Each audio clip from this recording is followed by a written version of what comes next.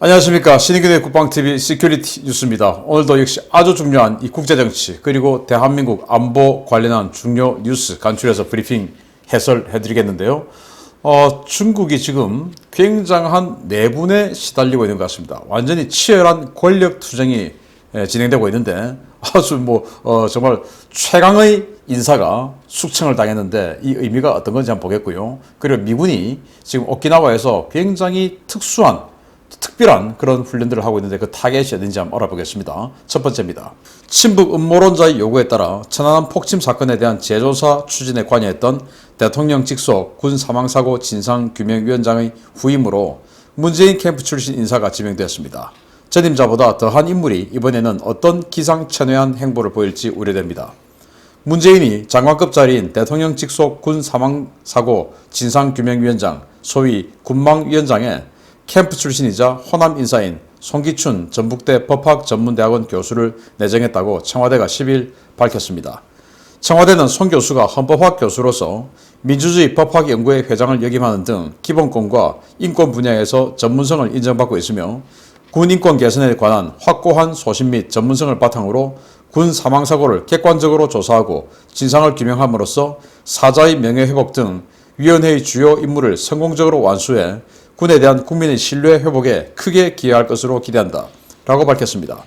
그러나 송기춘은 최근 이낙연 등 민주당 의원들이 모여 토지 공개념 등 공산주의적 제도 도입에 위해 헌법 개정을 추진하는 모임에 참여해 관련 내용을 논의한 것은 물론 정권의 검찰 인사 학살이자 독재 행위라고 비난을 받았던 지난 5월 말 검찰 인사위원회의 핵심 멤버이기도 합니다.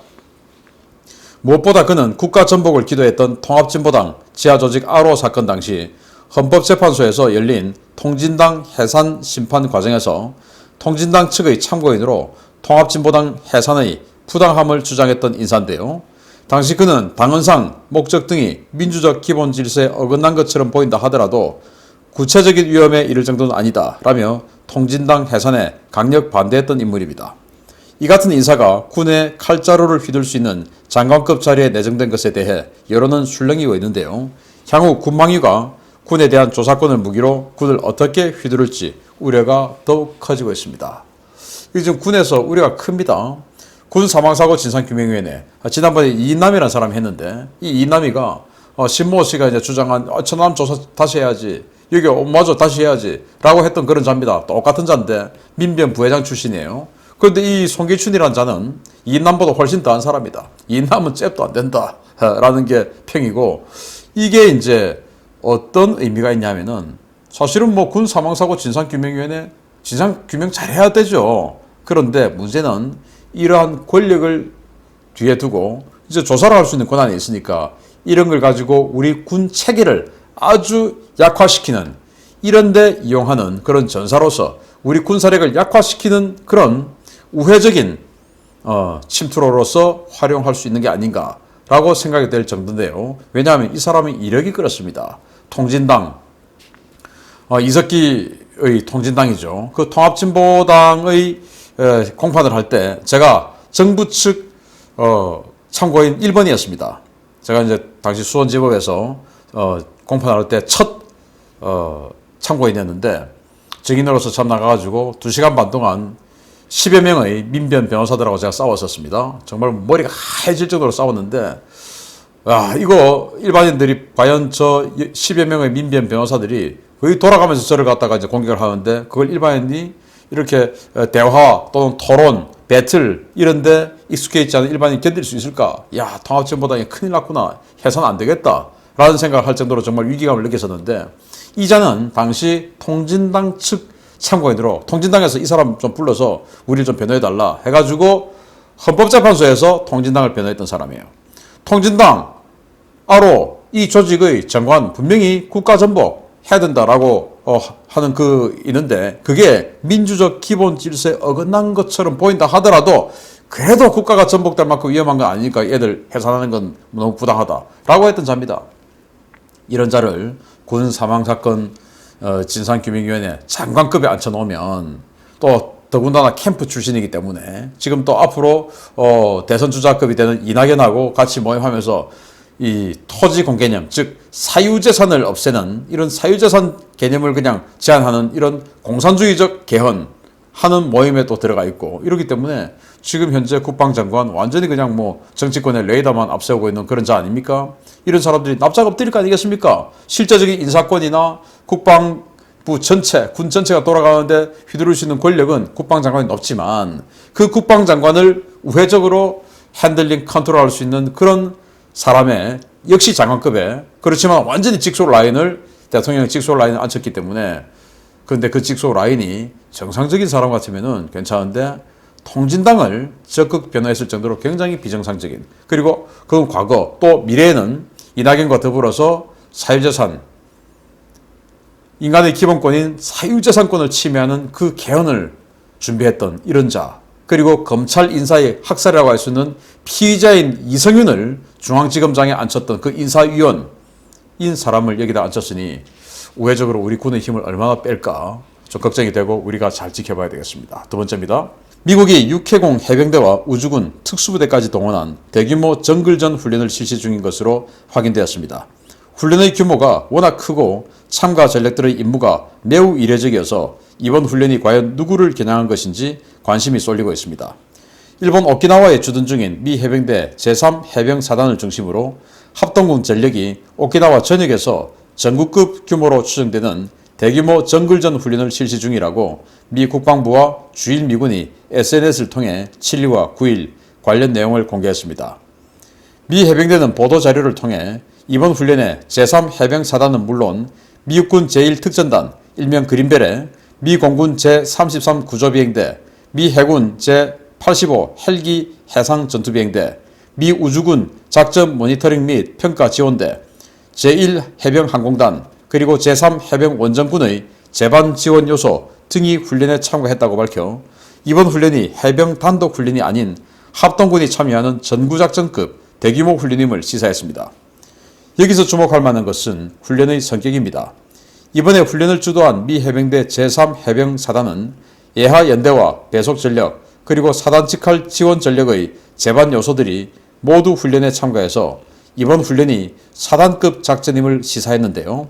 이러한 사단급 작전에 군단급 부대인 해병원정군의 항공, 물류, 의류 등 제반 지원 요소들은 물론 해군, 공군과 우주군, 특수부대까지 동원된 대대적인 훈련이 시행되고 있다는 것입니다. 이는 사단급 부대의 정규작전 가운데 정글전 임무 수행 능력을 염두에 둔 것인데요. 현재 일본에 배치된 제3해병사단의 작전구역에서 정글이 있는 곳은 동남아시아 일대와 중국 남부지역뿐이어서 이번 훈련이 누구를 겨냥한 것인지 온갖 해석이 난무하고 있습니다. 일각에서는 최근 극도의 혼란 전국으로 치닫고 있는 미얀마 사태 개입 가능성도 제기되고 있고 또 다른 전문가는 중국 내부 혼란 상황에 대비해 중국 남부 지역에 대한 군사 개입 가능성에 대한 훈련이라는 평가도 내놓고 있는데요. 전국급 규모로 실시되고 있는 이번 훈련 과연 누구를 겨냥한 것인지 향후 훈련 전개를 계속 지켜봐야 하겠습니다. 미 제3해병원정군 군단급 부대죠. 그게 이제 전투부대로 제3해병사단을 가지고 있고 그런데 그런 군단급 부대 그리고 해군, 공군 그리고 여기 보이는 그린벨의 특수군, 우주군 다 동원돼 가지고 지금 하고 있는데 그 훈련의 개요는 전체적으로 정글전이다. 보시다시피 정글에 이렇게 잠입하고 있는 그린벨의 대원들을 볼 수 있는데 이게 이번 훈련 사진이에요. 그래서 이런 정도의 정글전 이거는 북한은 아니죠. 딱 봐도 북한 아니죠. 그러면은 이런 대규모 정글전을 해야 될 때는 어디냐? 첫 번째 미얀마다. 그래서 미얀마가 아웅산 수치가 다시 또 추가로 기소를 받는 등 굉장히 이제 궁지에 몰려 있는데 그 아웅산 수치는 지금 바이든 대통령의 거의 마쿠 실세라고 할 수 있는 힐러리 클린턴과 아주 절친이죠.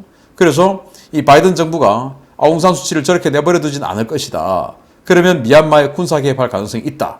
그래서 이제 이렇게 정글전 훈련을 대규모로 전국급으로 하는 것이 아니냐. 이 전국급은 시어터라는 것이거든요. 그래서 한국 전국 이런 식으로 거의 하나의 전쟁을 염두에 둔 그런 규모가 전국급이라고 합니다. 그래서 전투 또는 소위 작전, 침투 작전 이런 거하고 다른 완전히 전쟁 단위의 훈련을 지금 하고 있는 것이죠. 자, 그래서 미얀마냐? 아니면은 미얀마에 실제로 미국이 지금 군사 개입할까? 아니면 지금 중국의 내정이 극도로 혼란에 치달아 있고, 그리고 중국이 지금 시진핑을 장기 집권으로 가기 위해서는 이번 10월 달에 열리는 육중전회에서 시진핑을 주석 후보로 내세워야 되고, 그것을 내년 초에 양회에서 승인을 해야 되는데, 그런 과정에서 지금 대단한 권력투쟁이 진행되고 있거든요. 그래서 혹시 그러한 권력투쟁에서 뭔가가 외부로 폭발이 되어서 이 남부 지역에 어떤 그 군사작전이 진행될 필요가 있다. 그래서 운남성, 이 지역에, 이런 광둥성 이런 곳은 지형이 이렇지 않습니까? 그래서 이렇게 한다.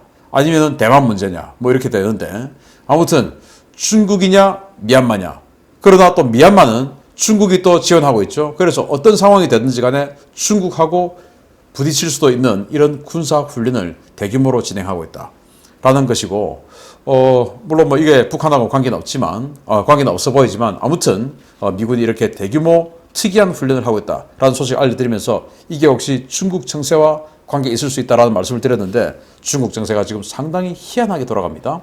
내년 시진핑의 임기 만료와 차기 지도자 선정을 앞두고 시진핑의 장기 집권이냐, 새로운 세력의 등장이냐가 초유의 이슈가 된 중국에서 시진핑의 최측근 중 하나가 숙청됐다는 소식입니다. 시진핑의 권력에 문제가 생긴 것이 아니냐라는 해석이 나오고 있습니다. 시진핑 집권 초기 당 기율검사위원회 서기 자격으로 부패와의 전쟁을 총괄지휘하며 반대파 숙청의 칼날을 휘둘렀던 왕岐산 중국 공산당 부주석이 출당 조치라는 강력한 처벌을 받아 숙청됐다고 파이낸셜 타임즈가 10일 보도했습니다. 파이낸셜 타임즈는 중국 공산당 최고의 관리의 최측근의 처벌을 받는 경우는 매우 드물다라며 후진타오 시절 최측근이었던 링지화가 부패 혐의로 숙청된 경우를 제외하면 최근 최고의 측근의 숙청은 거의 유일한 사례라고 지적했습니다. 왕岐산은 시진핑의 오른팔이자 그야말로 칼자루였는데요. 시진핑이 권력을 공고히 해나가는 과정에서 상하이방과 공청단 세력의 부패 혐의를 씌워 숙청하는 데 앞장섰고, 그 공으로 부주석이 된 이후에 마쿠에서 엄청난 권력을 휘둘러 온 것으로 알려졌습니다. 특히 왕岐산은 빌 클린턴 전 미국 대통령의 재무장관 헨리 폴슨을 스승으로 부리며 매우 막역한 사이로 유명했는데요. 중국 공산당과 월스트리트의 딥스테이트 인사들을 연결한 핵심 연결고리로 중국 공산당과 미국 민주당을 연결하는 핵심 인사이기도 했습니다. 이 때문에 왕岐산은 장점인계 세력의 제1공격 목표가 되어 지난 수년간 엄청난 공격을 받아왔는데요. 과연 이번 왕岐산의 숙청이 장점인계의 공격에 의한 것인지, 이 사건이 향후 중국의 권력 구도와 시진핑 장기 집권에 어떤 변화를 불러올 것인지 관심이 모아지고 있습니다. 왕岐산 기율검사위원회 서기, 그러니까 이제 기율검사위원회 장이라는 말이 되죠.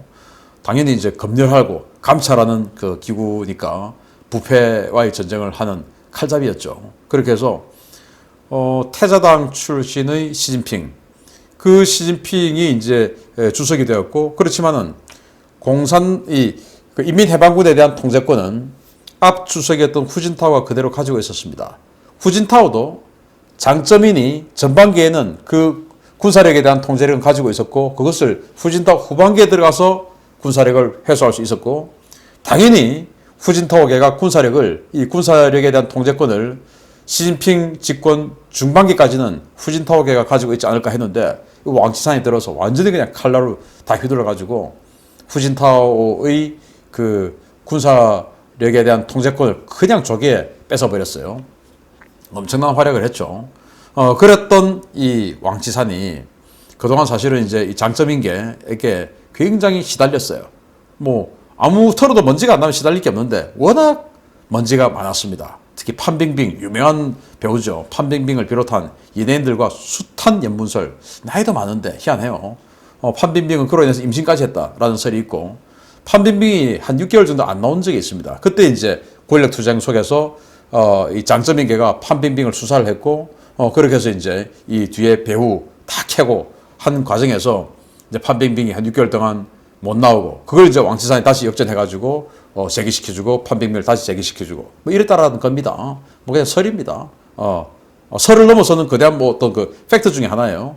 그리고 판빙빙 외에도 여자 연예인들 많이 스캔들이 있고, 또 하이난 항공이라고 해남도를 거점으로 하는 항공사가 있는데, 이 하이난 항공을 기반으로 해서 막대한 비자금을 챙긴 이런 혐의도 있습니다. 그래서 계속 이제 반대파인 장점인계에서 공격이 들어오니까 스트레스를 뭐 받았겠죠. 그렇지만 어쨌든 공산당 출당 조치라는 조치가 내려졌는데 그 말은 중국에서 감옥 가기 직전의 가장 강력한 처벌이라는 겁니다. 공산당을 출당했다? 완전히 그냥 다 상실한 것이죠. 감옥만 안 갔을 뿐이지 숨만 붙여놓은 것이지 그냥 권력 다 떼버린 겁니다. 이 정도 강력한 숙청을 한 것은 결국 장점인계, 시진핑의 반대파인 장점인계의 공격이 성공했다. 두 번째는 시진핑이 도저히 지금 이 왕치산을 지켜줄 수 있을 도가 넘어졌다. 왜냐? 자기가 지금 10월 달에 육중전회를 통해서 주석 후보로 선출이 돼야 되는데 그렇게 가기까지 이 왕치산 때문에 못 가겠다. 이렇게 가지고 내가 힘들겠다라는 생각이 들었다든지 어떤 경우에도 강도의 차이는 있지만 반대파의 공격이 성공했다는 겁니다. 그래서 시진핑 종신 집권으로 가는 길에 굉장한 빨간불이 지금 켜지고 있는 상황이 아니냐라는 것을 왕치산 최측근이자 칼잡이였던 왕치산의 숙청으로 인해서 느낄 수가 있습니다. 시진핑이 종신 집권 과연 할 것인지 조금 흔들리고 있는 것은 아닌가라는 생각을 해봅니다. 한번 지켜보겠습니다. 마치겠습니다. 감사합니다.